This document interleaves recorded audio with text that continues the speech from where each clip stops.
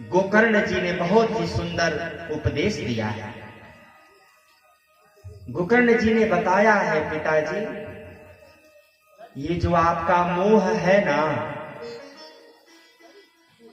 इस मोह का परम कारण ये है कि संसार में स्थित जो भी वस्तुएं हैं जिनका मनुष्य उपभोग कर रहा है, उसे मनुष्य अपना मान चुका है कि ये पुत्र मेरा है, ये पत्नी मेरी है, ये भाई मेरा है, ये पति मेरा है, ये मकान, ये दुकान, ये वाहन, ये खेत, ये वृक्ष, खलिहान सब मेरे हैं।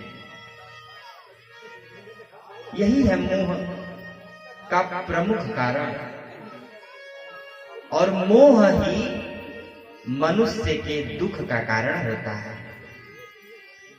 गोकर्ण जी कहते हैं, पिताजी, मानव जानता है कि एक न एक दिन इस मृत्यु लोक में अगर वो आया है तो इस मृत्यु लोक से उसे जाना भी है।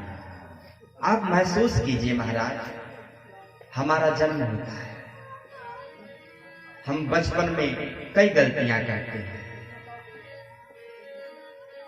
धीरे धीरे जब हम बड़े होते हैं, क्लास नर्सरी में हमारा नामांकन होता है, क्लास 1 में जाते हैं, 2 में जाते हैं, 3 में जाते हैं, 4 में जाते हैं, हाई स्कूल पास करते हैं, इंटर पास करते हैं, ग्रेजुएशन पास करते हैं। विचार कीजिए, एक समय ऐसा आता है कि हम युवा अवस्था में आकर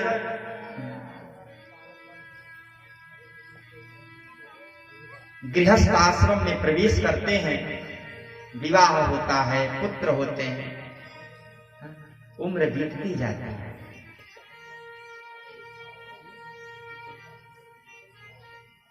पुत्र बड़े होते हैं, पुत्र का मुंडन संस्कार करते हैं, यज्ञोपवीत संस्कार करते हैं, पुनः पुत्र वधू आती है, उम्र बीतती जाती है। और जब हमारी अवस्था 70 वर्ष, 75 वर्ष, 80 वर्ष, 85 वर्ष की हो जाती है, तब हमें यह महसूस होता है महाराज, जब हमारी आंखों से दिखाई नहीं देता, जब कानों से कम सुनाई देता है, हम 1 घंटा भी कहीं बैठ नहीं पाते, कमर दर्द करने लगता है, पैर के घुटने दर्द करने लगते हैं महाराज, श्वास लेने में भी तकलीफ होने लगती है। तब विचार करते हैं, आहा, ओह, मैं कितना बड़ा भागा कि मैंने इस परम दुर्लभ मनुष्य के शरीर को यूं ही गवा दिया। ये मानव शरीर का मैंने उपयोग ही नहीं किया। जिस कारण से मुझे परमात्मा ने ये मानव का शरीर दिया है, ये मानव का शरीर तो मैंने केवल भोग विलासिताओं में ही गंवा दिया और परेशान हो जाता है। काश हर जीवन में हर मनुष्य का ये काश, जब मनुष्य गंवा देता है तो कहता है काश,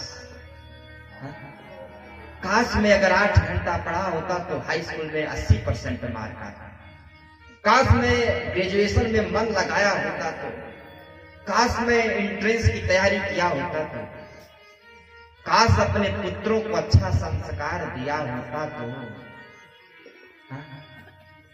काश में नारायण के चरणों में 1 मिनट का भी समय दिया होता तो, काश। लास्ट में केवल एक ही शब्द बचता है, काश। काश काश ये किया होता, काश इस मानव शरीर का उपभोग न करके उसका सदुपयोग किया होता महाराज। ये मानव जानता है और देखता भी है कि कल जिससे उसकी वार्तालाप होती है आज उसकी मृत्यु हो गई। फिर सोचता है कल मेरी उससे बात हुई, आज कभी कभी तो हम अपने कंधे पर उनको शमशान के घाट पर ले जाते हैं, उनका अग्नि दाह संस्कार करते हैं। मन कुछ समय के लिए ये सोचने पे मजबूर होता है कि जीवन में कुछ है नहीं, ये सब माया मोह है। लेकिन जैसे ही हम उस शमशान घाट से 100 कदम बाहर निकलते हैं, पुनः ये माया हमको जकड़ लेती है महाराज।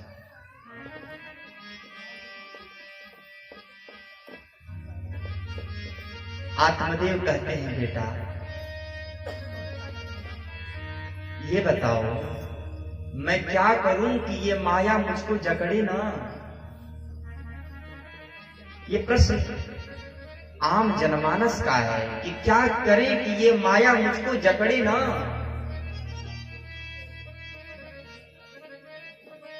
गोकर्ण जी कहते हैं पिताजी माया को अगर नियंत्रित करना है ना तो मायापति से संबंध स्थापित करनी चाहिए। और जब एक बार मायापति से संबंध स्थापित हो गया तो फिर ये माया आपको नहीं नचाएगी, आप इस माया को नचाने लगेंगे। विचार कीजिएगा महाराज, आपका माननीय डीजीपी महोदय से संबंध हो जाए तो थाने के दरोगा जी आपको कुछ नचा पाएंगे? नहीं नचा पाएंगे। हाँ, गांव का कोई मामला होगा तो आप जरूर हर बात पे थानाध्यक्ष महोदय से बात कर सकते हैं और काम करा सकते हैं। क्यों? क्योंकि जिन थानाध्यक्ष महोदय को डीजीपी नचा